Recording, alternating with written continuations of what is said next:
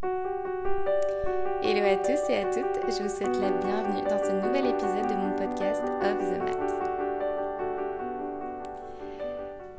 Alors pour ce nouvel épisode, j'ai une invitée spéciale avec moi, Amina, pour ce nouvel épisode qui est un épisode qui va être dédié à l'astrologie. Bonjour à tous, merci de m'accueillir Marine.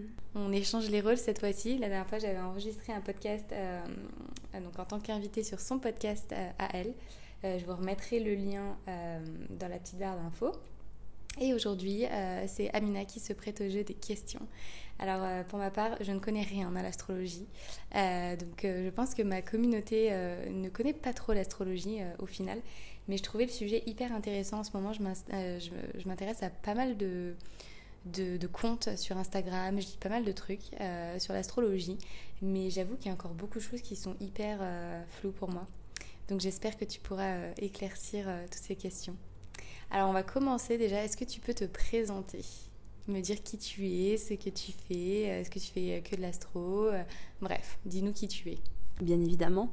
Je m'appelle Amina, comme tu le sais, j'habite ici à Bali depuis à peu près 1 an. Après, je fais des allers-retours.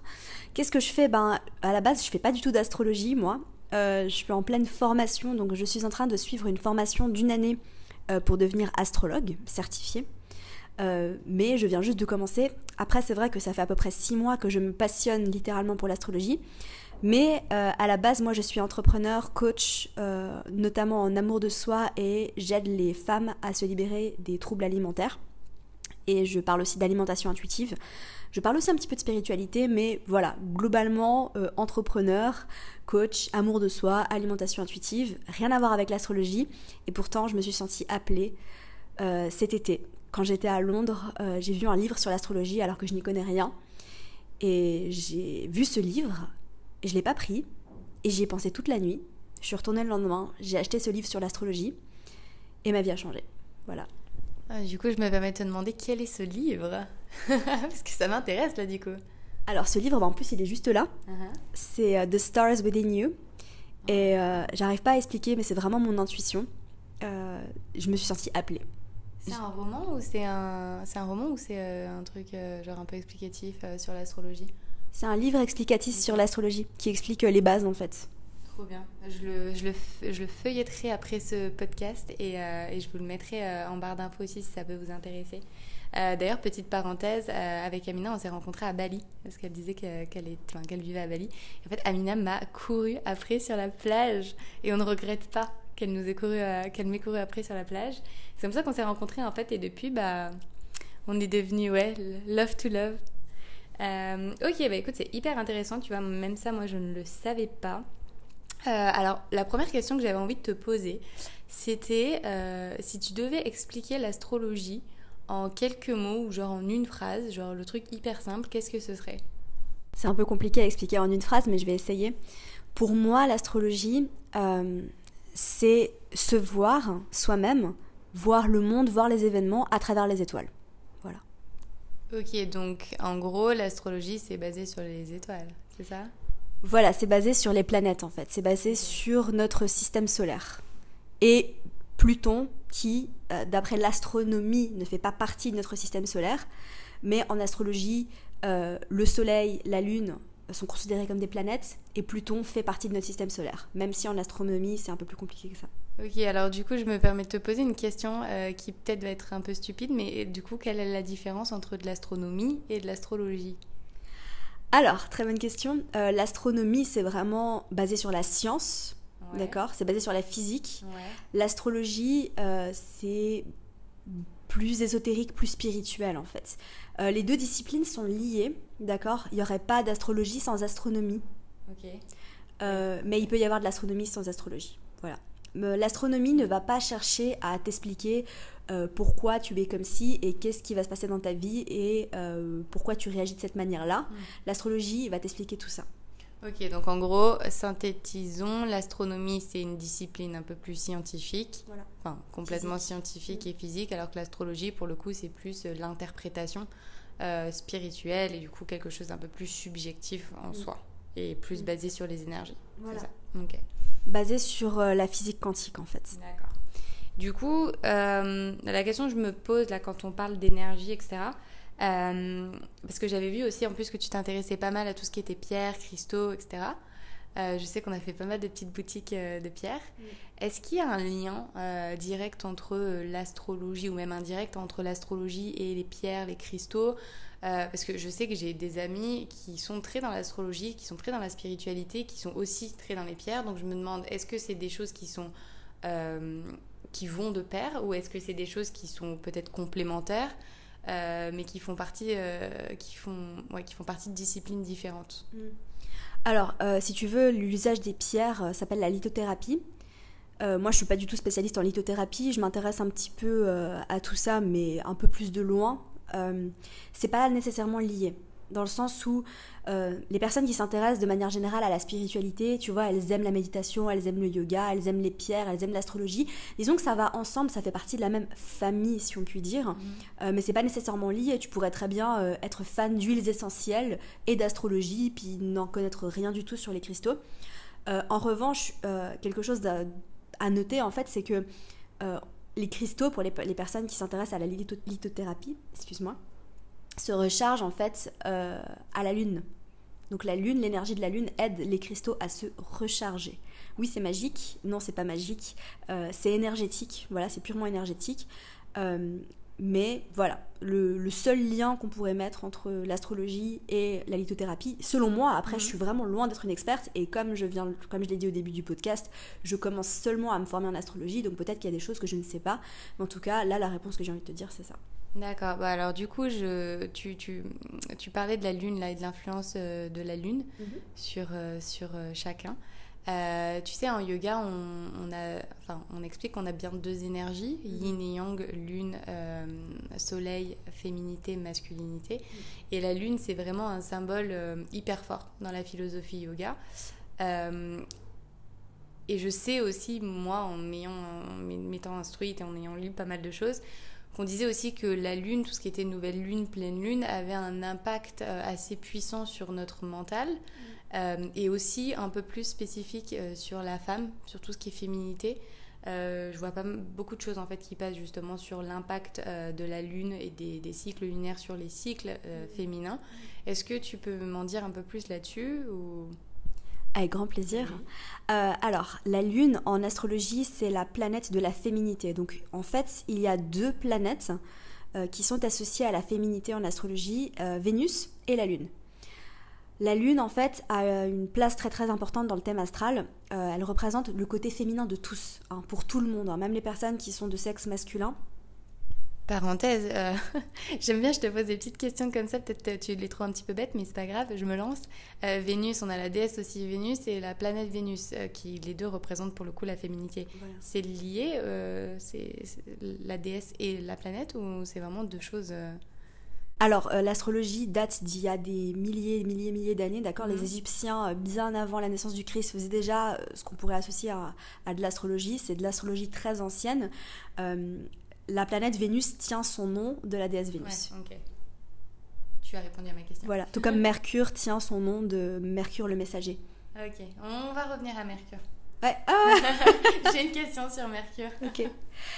Du coup, pour terminer avec la Lune représente la féminité dans toute son excellence, la partie féminine de chacun d'entre nous, d'accord, de tous les êtres vivants. Elle représente aussi la figure féminine qui nous a éduqués, donc en l'occurrence je dirais pas normalement, mais généralement plutôt la maman. Donc la lune en fait a cette même signification, si tu veux, en astrologie qu'en yoga. Du coup, il y a une influence globalement des planètes sur nous. Enfin, tu vois, genre, on parle, ok, il y a l'influence de la lune parce que c'est vraiment un astre, on peut parler d'astre, qui est hyper puissant et qui véhicule beaucoup d'énergie. Est-ce que les autres planètes ont toute cette influence en fait, ont toute cette part d'énergie qui va influer sur notre quotidien ou pas? Tu vois, genre, par exemple, ce matin, on a fait la méditation Global Peace Meditation Movement qui expliquait justement qu'on le faisait à un instant T parce que c'était à cet instant T que Jupiter et Pluton étaient en conjonction et du coup qu'il y avait une énergie qui était hyper forte. Du coup, au-delà peut-être de la conjonction entre deux planètes ou tu vois, du croisement entre plusieurs planètes, est-ce que chaque planète a un système énergétique hyper puissant et comment ça influe sur nous? Très très bonne question. Toutes les planètes sont très puissantes énergétiquement parlant. Toutes les planètes.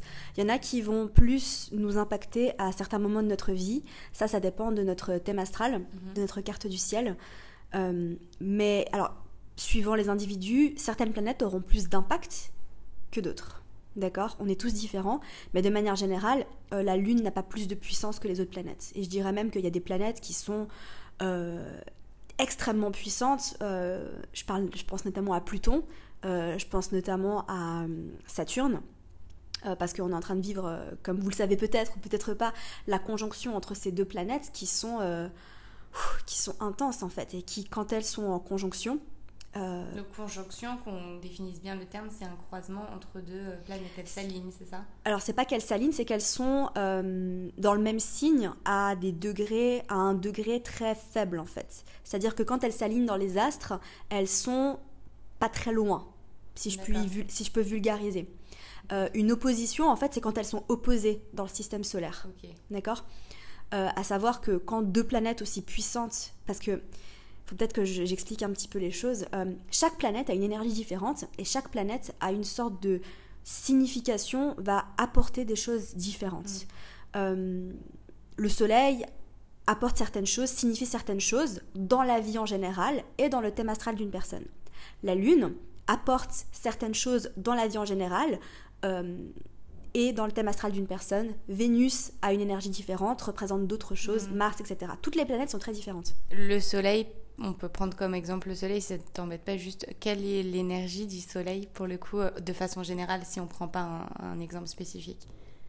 Le soleil... de la lune, donc du coup je me dis, on peut se faire le soleil aussi. Le soleil, c'est le masculin, c'est le yang, c'est l'énergie, c'est le feu, ça représente pour une personne en particulier, c'est son ego en fait, c'est son identité. Voilà. Jupiter et Pluton, est-ce qu'on peut prendre ces deux exemples? Je suis assez curieuse de savoir ce qu'elles représentent. On va peut-être pas faire toutes les planètes, mais au moins ces deux-là. Alors, si tu veux, quand on parle d'astrologie, il y a deux catégories de planètes. Il y a ce qu'on appelle les planètes personnelles, c'est les planètes qui sont les plus proches de nous, à savoir le Soleil. Je sais qu'en astronomie, ce n'est pas une planète, mais en astrologie, c'est une planète comme j'ai dit. Donc il y a le Soleil, la Lune, Vénus, Mars, Mercure et Jupiter, qui sont ce qu'on appelle les planètes personnelles, qui ont une influence directe sur nous. Et il y a ce qu'on appelle les planètes externes, Uranus, Neptune et Pluton, du coup, qui est la planète la plus éloignée de nous, mais qui a pas mal de puissance, qui nous impacte énormément quand même, qui sont ce qu'on appelle les planètes externes, qui influencent plutôt les événements de la vie. D'accord. Jupiter est une planète personnelle, Pluton est une planète externe. Jupiter, en fait, c'est la planète de l'abondance. D'accord ? C'est la planète de la chance pour certaines personnes. Ça dépend de beaucoup de critères. Mais Jupiter a cette plus ou moins bonne réputation d'être une planète bénéfique qui va améliorer les choses, qui va grossir. Donc ça, c'est aussi quelque chose. Si Jupiter est mal placé dans votre thème astral, elle peut avoir tendance à grossir certaines choses que vous ne voulez pas grossir, comme certaines maladies, certains problèmes, etc. Mais de manière générale, quand elle est bien placée, Jupiter a plutôt tendance à être une planète bénéfique, d'abondance, qui va apporter de la chance, de l'argent, etc. Le truc, c'est que Pluton, c'est la planète qui détruit tout sur son passage. Pluton, c'est la planète qui est associée à la déesse Kali, avec laquelle vous êtes peut-être familière, qui est la planète, qui est la déesse de la destruction. C'est la planète, en fait, du phénix.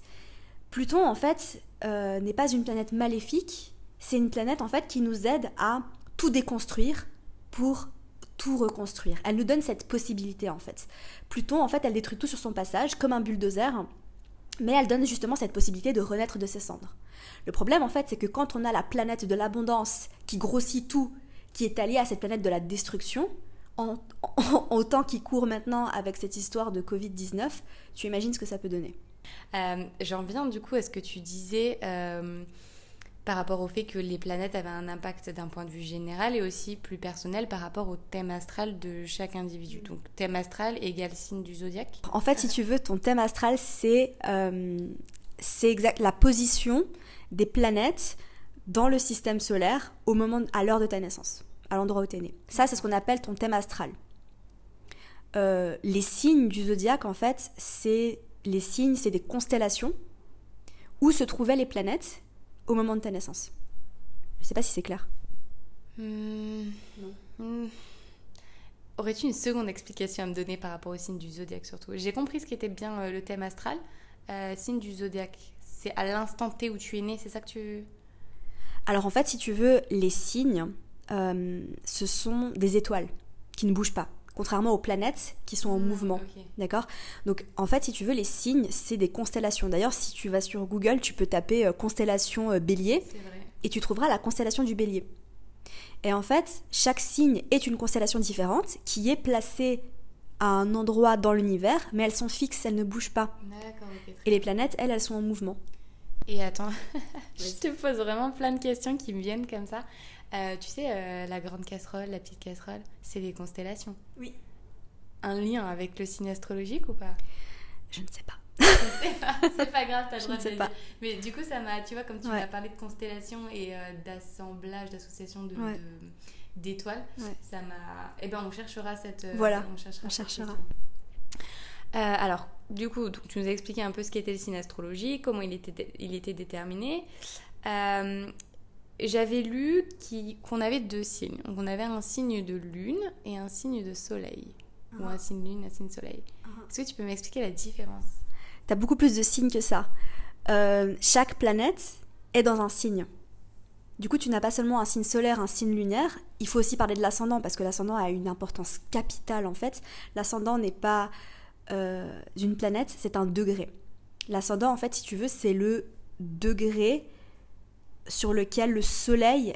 c'est le degré qui se levait à l'horizon est au moment où tu as pris ta première respiration. Je ne sais pas si c'est clair. C'est clair, mais c'est complexe. D'accord, oui, c'est très complexe, mais l'ascendant a une importance capitale en fait dans le thème astral d'une personne. C'est ce que tu me disais hier, justement, parce qu'on regardait un peu des thèmes astrales de nos personnes, de notre entourage, et l'heure de naissance, que tu me disais, changeait énormément le thème astral de la personne. L'heure peut tout changer, notamment parce que la Lune, c'est la planète la plus rapide en fait, et du coup, tu peux avoir un signe lunaire différent selon ton heure de naissance. Déjà, il y a ça. D'autres planètes aussi peuvent changer selon le degré sur lequel elles se trouvent. Mais au-delà de ça, l'heure de naissance nous donne accès à ce qu'on appelle les maisons, qui sont d'une importance capitale, et les aspects. Et c'est vraiment là, en fait, qu'on va en profondeur dans l'astrologie et qu'on fait pas de l'astrologie de magazine de mode. Tu vois ce que je veux dire ? T'en penses quoi d'ailleurs ? Ça faisait partie d'une de mes questions. Que penses-tu des horoscopes qu'on lit dans les magazines ? C'est du bullshit, ne lisez pas ça.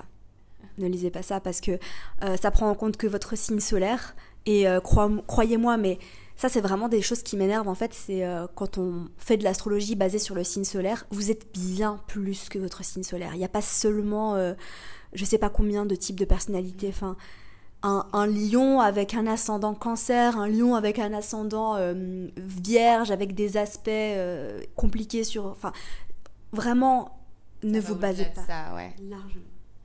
Et du coup, j'en viens à me poser cette question. Chaque personne a vraiment un thème astral unique. On a tous un thème astral vraiment unique, où il y a des thèmes astrales qui peuvent être genre complètement pareils, quoi. Genre vraiment de A à Z les mêmes. Alors déjà, pour répondre à cette question en prenant un exemple, tu vois, les jumeaux, par exemple, ils ont des thèmes astro différents. Parce qu'ils sont pas nés à la même heure. C'est vrai, ouais. Donc en fait, c'est un... Si ce serait possible quand même d'être né au même endroit avec à la même heure qu'une autre personne. Donc on aurait un thème astral équivalent. Imagine, t'es dans un hôpital et il y a quelqu'un qui donne naissance à un bébé exactement à la même heure à côté de toi. Oui. Okay. C'est possible. En revanche, l'astrologie n'est pas tout. N'oublions pas que on est quand même énergétiquement des personnes différentes. Et ce que j'aime beaucoup signaler aussi, souligner, c'est qu'en fait l'astrologie, tout ce que votre thème astral va vous dire, c'est des opportunités, c'est en aucun cas des limitations. En fait, peut-être que certaines planètes vont vous donner des opportunités de faire certaines choses dans la vie, va vous faciliter la tâche, peut-être que vous aurez plus de facilité ou de difficulté dans certaines choses, mais on est quand même des êtres libres et on a le libre arbitre. Okay. Il n'y a rien qui va dicter en fait ce qu'on va faire, on est libre de faire les choix, mais l'astrologie nous influence dans le sens où on a de la facilité ou de la difficulté dans certaines choses. Okay. C'est des opportunités. Très bien. Revenons juste aux 3 termes que tu as énoncés un peu avant pour être sûr de bien clarifier. Tu nous as parlé d'ascendant, tu nous as parlé de maison et tu nous as parlé d'aspect. Est-ce que tu peux juste revenir sur ces 3 termes brièvement, juste pour bien reclarifier les 3 termes? Bien sûr. Alors, il y a 3 niveaux en astrologie. C'est comme ça que j'aime l'étudier. Le premier niveau, en fait, c'est pas le niveau de l'ascendant, c'est justement le niveau planétaire. Donc, quelle planète est dans quel signe au moment de votre naissance? Voilà. Vénus était en Poisson, la Lune était en Sagittaire, etc., etc. Ensuite, le deuxième niveau, c'est là où on va plus en profondeur, c'est les maisons. Chaque maison, il y a des maisons de 1 à 12, représente un domaine de la vie. Donc, les planètes, c'est plus au niveau de qui tu es. Les maisons, c'est plus au niveau des domaines de ta vie. D'accord? Exemple de domaine? La maison 1, ça représente l'ego, le soi. La maison 2, ça représente les possessions. La maison 6, c'est plutôt la santé, le travail. La maison 5, c'est la créativité. La maison 10, c'est la carrière, etc., etc. Combien de maisons 12. 12 maisons. 12 maisons, voilà. Donc là, on va déjà plus en profondeur.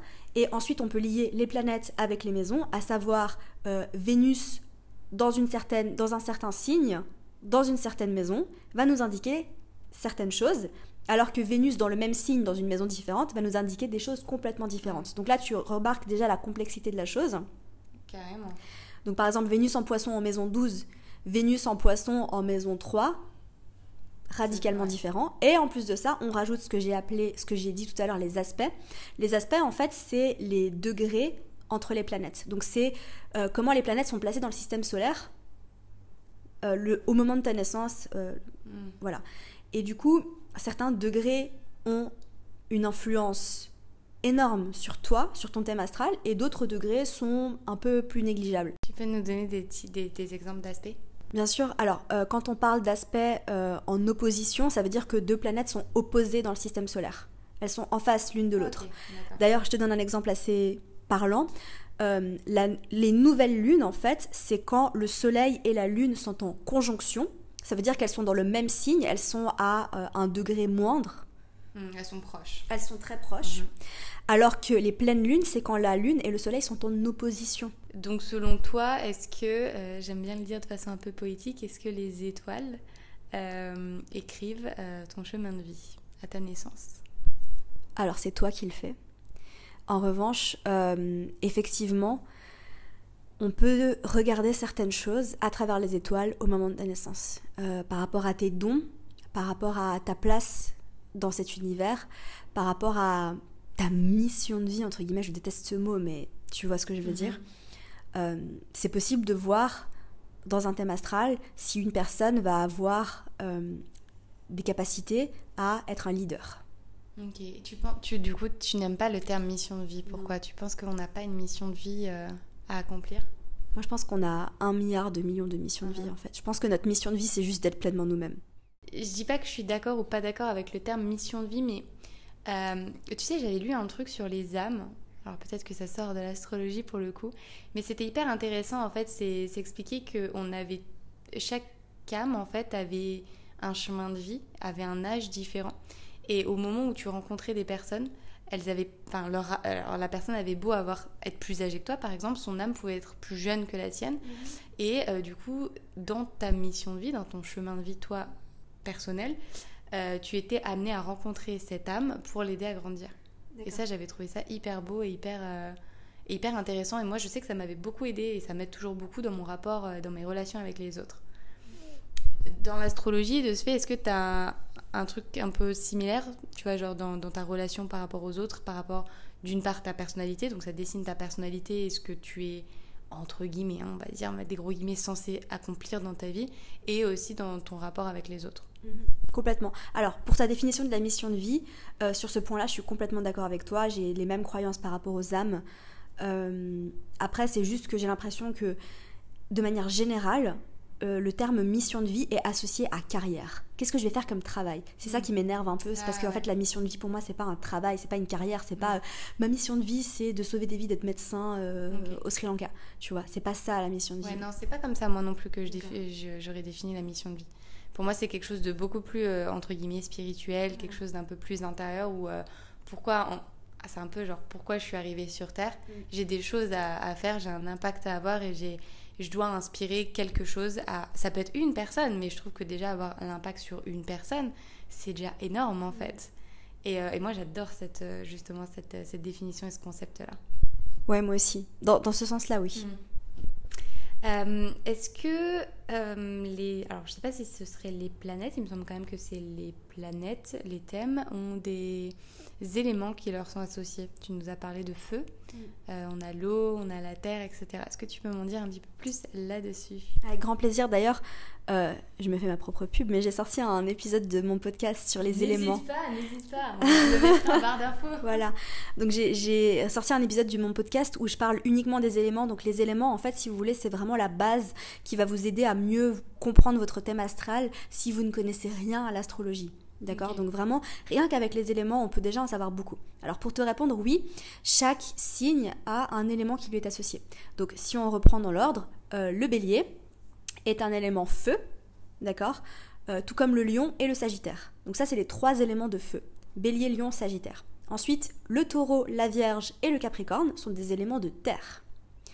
Le gémeaux, la balance et le verseau sont des éléments d'air. Et enfin, le cancer, le scorpion et le poisson sont des éléments d'eau. Chaque élément a une énergie différente, d'accord ? Donc rien qu'en comprenant déjà l'énergie des éléments, on peut apprendre à se connaître soi-même un peu plus, mais surtout, quand on regarde son thème astral et qu'on regarde quel est l'élément dominant, quel est l'élément manquant, comment se répartissent les éléments dans notre thème, on peut en apprendre énormément. Est-ce que tu veux que je te parle vite fait des caractéristiques de chaque élément? Ah oui, ça m'intéresse. Ça m'intéresse d'autant plus que il y a un lien assez étroit avec l'Ayurveda. Je sais qu'on a eu déjà des petites discussions parce que moi ça me passionne et je pense très sincèrement faire un épisode un peu introductif sur la médecine ayurvédique, etc. Mais tu sais, en Ayurveda on a 3 constitutions, Vata, Kapha, Pitta, qui sont chacun associés à un signe particulier. Vata qui est l'air, Pitta qui est le feu, etc.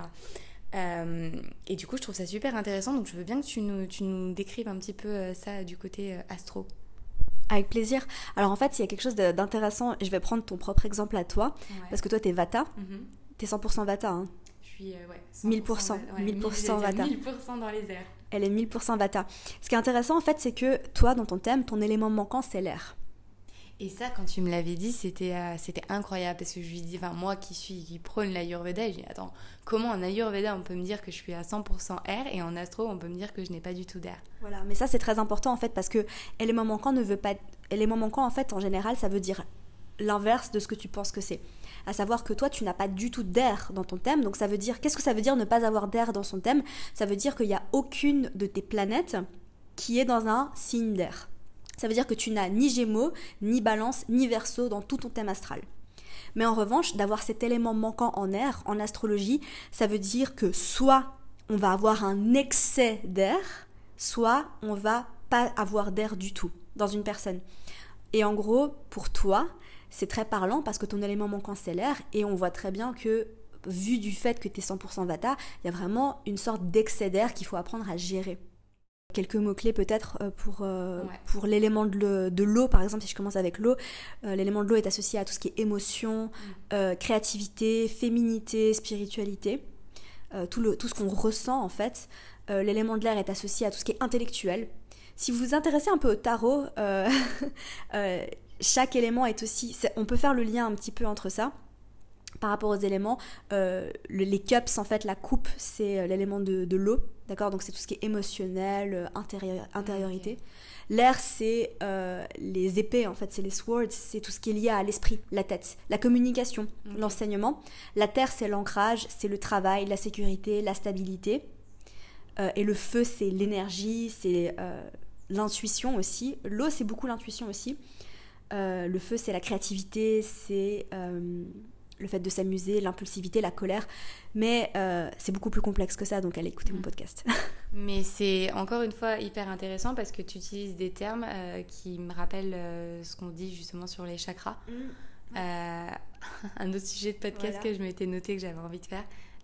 C'est hyper intéressant en fait de voir quel point les pratiques, les sciences se regroupent en fait avec des façons de s'exprimer et des schémas de pensée qui sont différents mais qui au final en fait disent entre guillemets un peu les mêmes choses. Je trouve ça hyper intéressant. Et j'ai une dernière question à te poser sur vraiment l'astro dans sa définition. Explique-moi Mercure en rétrograde. Le fameux.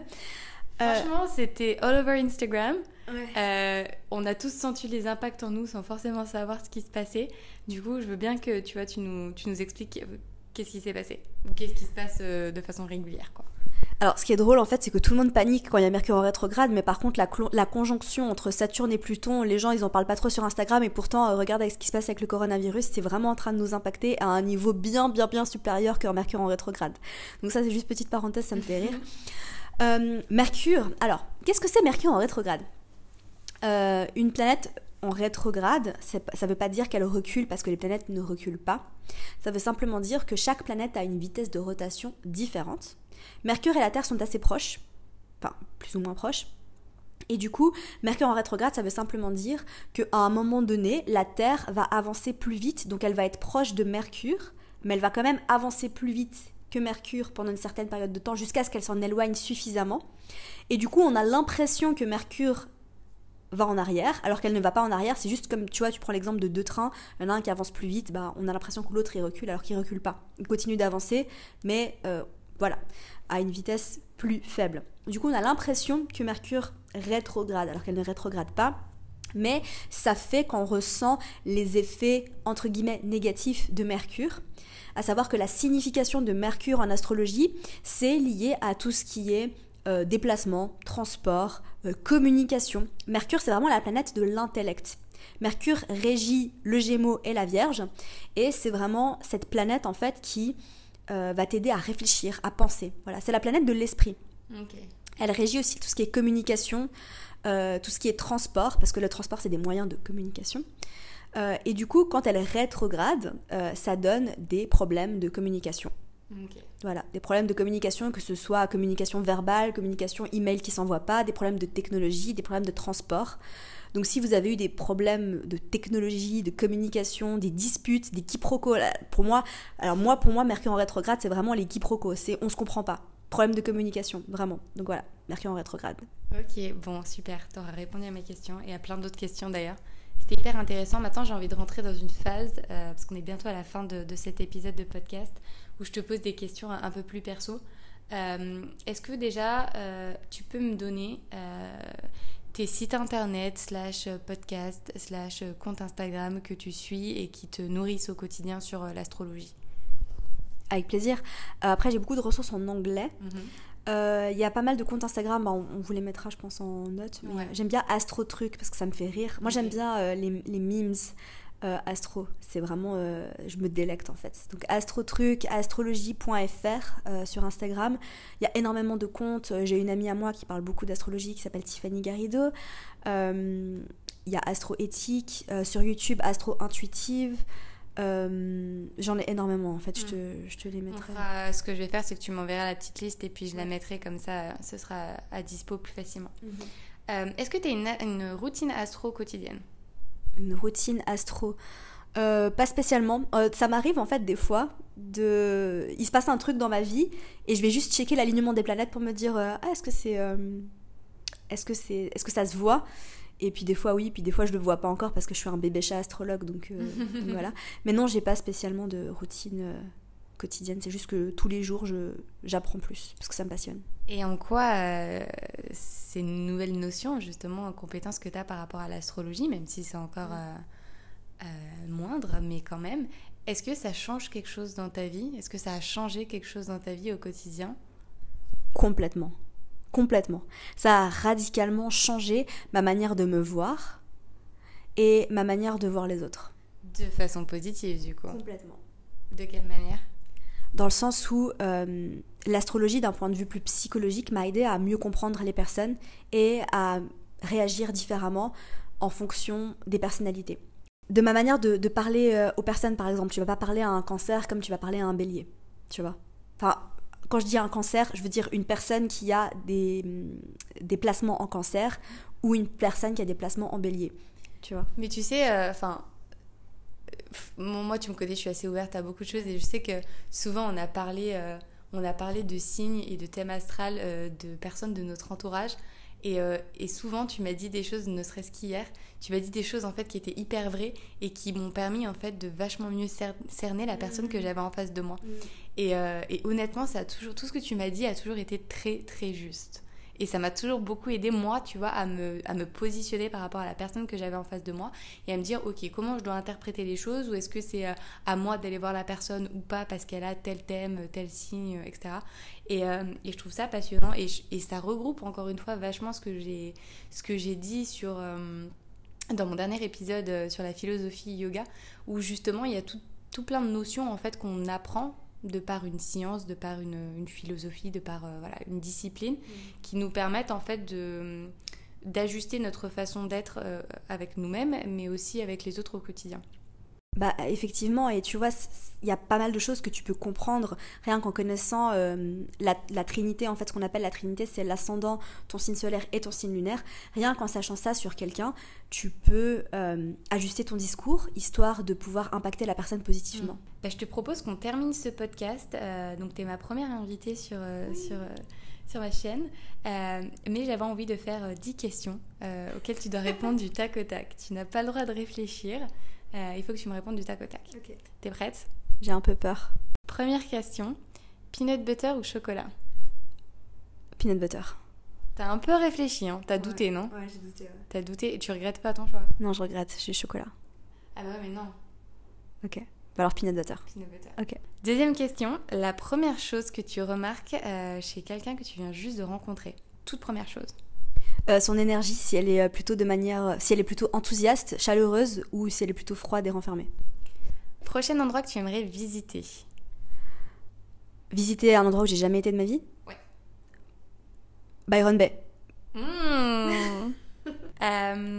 Quatrième question, ton topping pizza préféré. Olives. Quand il y a des olives sur la pizza, ça change tout. Où es-tu née ? À Lausanne, en Suisse. Ta ville préférée. Paris. Ton film préféré. Mamma Mia. Mamma Mia 2. Je te juge. Mais c'est pas grave. Je te juge. La meilleure invention selon toi. L'ordinateur ? Internet ? Ton signe astrologique. Signe solaire Taureau, ascendant Bélier, signe lunaire Gémeaux. Parce qu'on est bien plus que notre signe solaire. C'est bien une réponse de fille dans l'astro, parce que moi je t'aurais dit Sagittaire. C'est tout. Ton celebrity crush. Le mec de Riverdale, comment il s'appelle ? Cole Sprouse. Ah, lui, le jumeau de Zack and Cody, parce que moi je le connais depuis Disney Channel. Pas mal. Ouais. Et je t'ai trouvé une question supplémentaire, 11e question. Une personnalité ou n'importe qui, même de ton entourage, avec qui tu resterais en confinement. Et je peux choisir n'importe qui ? N'importe qui, mort, vivant, tout ce que tu veux. Je choisirais mon mec. Ok. Bon, ok. Ça vous aide pas, mais bon, c'est pas grave.